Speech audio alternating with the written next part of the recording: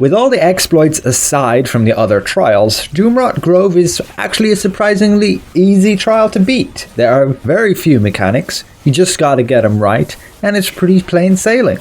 I want to go through tier 11 with you guys here. Many thanks to the team for successfully having the patience and getting through it. We were on quite the roll, and hopefully we can reach a higher tier later again today. But yes, it's essentially a beefed up version of the 3-star dungeon Doomrot Grove. So I want to talk you through the gameplay. I'm ultimately on Wand and Dagger, and ultimately the only real mechanics you need to know. So you have this Q block, which is an awful lot faster versus the standard dungeon. You have the same jump mechanic, which can get you killed if you fail to jump it, unless you have a really good healer and you have some survivability that you don't just get one shot, because it is like a 2 damage combo, and if you have a heal over times, you're fine. You have those green areas that appear, you simply got to move away from them. You will spawn 2 of them back to back, so you need to move from your location and then move again. You have the same fly up mechanic, and you need to stand and get hit by one of the seeds.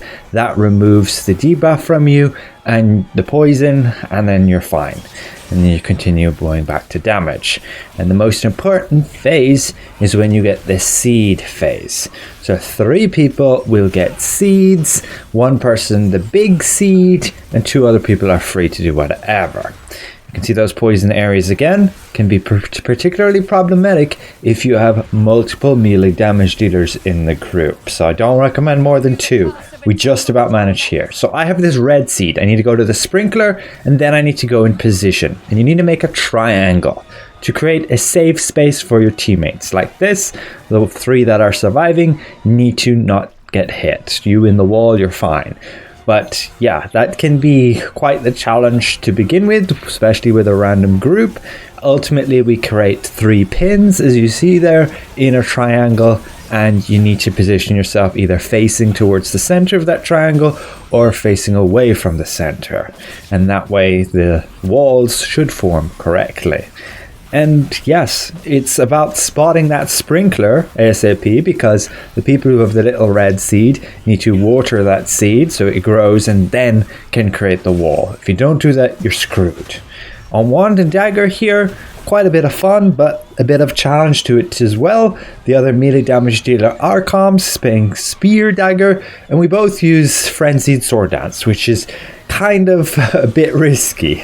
Essentially, it puts you on the other side of the boss after the entire combo, and if you time it wrong, you can get completely screwed. The Q block here, if you're stacked on top of somebody and they fail to block the Q block, they basically get double the damage and will for sure die. So you risk killing them. We ultimately stack enough defense, enough hit points, like you can see I do. I'm running my usual build that I have posted, just with hit point runes instead of mana, and using hit point artifacts instead of like extra damage. And then we also stack some extra skill damage resistance, as that helps massively in these trials. Like the boss is dealing over 330% extra damage. It's quite crazy, and you can easily die if you're running a complete glass cannon build. So you just make some minor tweaks to my build and there's no problems beating this at all. Again, positioning can be quite tricky, especially if you're multiple damage dealers. You need to not stand on top of each other or you risk just nuking each other. Again, with the Q block, you can nuke each other, and with those poison areas, if you stand in like 2 of them, you could be dead as well. Like here, I risked using Frenzied Sword Dance, ended up on the other side, and I could have like either killed Arcoms if he wasn't paying attention, or myself if I'd done it slightly earlier and ended up just landing in the poison area. But yes, this trial, super simple. You just need a coordinated team, you do need a good healer, and you do need a tank who's also going to provide some survivability like Bastion, and sometimes even with your blood devotion to absorb the damage that allies take. And you can also see the neat trick that the tank does sometimes here as well. When you get that wall phase with the seeds, if he doesn't become part of the wall, he can like dash out of the wall and get to the boss quickly. Because when you're away from the boss, he's going to spam you with this damage, and you can see me blocking it here. We have a bunch of damage resistance. I have no clue why my wall didn't go in a good position, but it was just adequate enough. And yeah, ultimately if the tank doesn't get back to the boss quick enough, you're going to take a ton of damage. Like for the duration that the tank's not in front of the boss, she's going to keep throwing seeds at like everybody and dealing like at this level of the trial 5, 6, 8k damage per hit. And unless it's mitigated, you just take a ton. Like blood devotion is absolutely huge. The healer just needs to be careful that the tank is going to take a lot of damage, and you do want to use your stamina. Like this fight, there's not much stamina to be used, just this Q block, and honestly that's it. The rest you can use to block the other damage abilities. Like you can stand in a poison cloud, you can block it, but the issue if you get hit by one of these poison areas is the fact that you get like a debuffed healing received. So if you take more damage, then it can just be harder to get you healed. This jump mechanic, you need to learn it.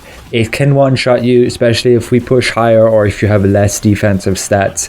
By basically the first time you get hit, it's unavoidable. The second time is the knockdown and will deal a ton of damage. But again, it won't kill you. Like either hit won't kill you, but both hits combined will. Here's again the seed phase. I simply didn't get any seed. I can just stand in the middle. We can block some of the damage using our Q block there, and then we're protected in the triangle. And I think random groups struggle the most in creating this perfect triangle. And I mean, we sometimes mess it up too. I don't know, sometimes it can bug you. You think for sure you have it in the right position, but then you end up not. It can help to like Q block while you are in the correct position, and then your character should orientate itself so it's correctly facing either towards the middle or away from the center where you need to create the triangle. And overall, quite a lot of fun, and a massive thank you to this group for completing it. Now you can see we did bug the time. And yeah, sure, that basically just saves us from wasting time. If we needed to spend a bit more than 40 minutes, we would still get the next tier unlock. Yes, it's a bug and the devs should technically fix it, or in all honesty, just remove that timer altogether.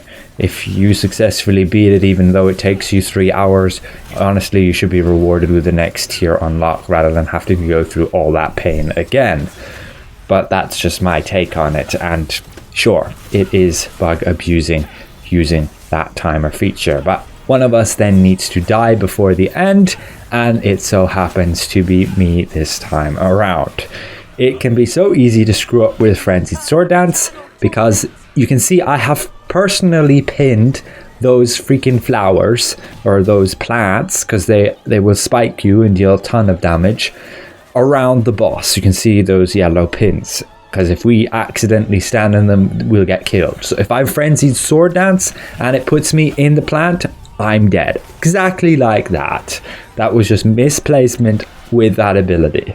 My team easily finishes off the boss, and that's tier 11 completed in a legit way. Like, nobody's really beating these trials at a much higher tier without exploiting. Like, you see somebody with a tier 15 completion, you kind of know for sure they have cheesed it by killing the boss at some ranged from some parkour position, which, yeah, the devs should realistically fix, because it just takes a lot of fun out of these trials if you have a bunch of people who are just completely cheesing it. Like, a part of the fun of these trials is grinding those ranks and completing that and feeling that a sense of accomplishment. And then you look at the leaderboard and you see people who have tier 15 of those trials, and it's just like, whatever. Like, why am I going to go through the whole grind getting to tier 15 doing it legit when some guys have literally just went and like sat there pretty much AFK beating on a boss who does nothing and got rewarded with that same accomplishment. But overall, if you enjoy PvE content in this game, I highly recommend checking out Doomrot Grove. Very easy. The only real trouble you'll have, honestly, is the labyrinth and getting used to positioning in that last boss. Very little to it versus the other trials. Wand and Dagger can do absolutely fine just there. Again, I totally switch up things in my build. Like, I'm not going to be running freaking 12k HP there. I run like 18k, simply just switching some artifacts to hit points. Particularly this bottom right tally stone can be swapped over to give you a boost of 1600. Switching all those max mana runes that I usually use for maximum damage over to hit hit points. And what I highly recommend is also switching like all of your belt runes. You need to switch the slots though as well over to support. I did that for those trial runs and I'll do it again later, just so you can run 3 skill damage resistance. And you could also do the same 3 skill damage resistance on your bracers, and that just helps massively to not get one shot by those mechanics and allow for the healer to heal you back up. So yes, massive amount of fun completing these trials, particularly with this group. Special thank you to Awesome Sauce for putting the group together and his amazing calls within this boss fight, to Arcoms for supporting with those calls and his great melee damage, along with giving me the extra challenge of requiring us to position, and ultimately we did great together, I think, as a pair, coordinating where we're standing. Buff for his excellent tanking, not losing any threat, and this great support with survivability boosts at certain times. And then Crixus for his amazing range damage on Liberator there. And finally Kaya-chan for her amazing heals. We wouldn't have got through this without her. Some of you are coming at me saying this build's not gonna work in proper boss fights because of mana, and honestly, no mana issues. Tier 11, the boss is over 700% more hit points. The fight lasts forever. All you need is the healer to literally put down the Fountain of Life and you have no mana problems, even though we have 0 Q blocks here that we could use to get mana back. Like a dodge roll Q block doesn't give mana with the dagger block. So that's it for now. Thanks all for watching and we'll see you guys around.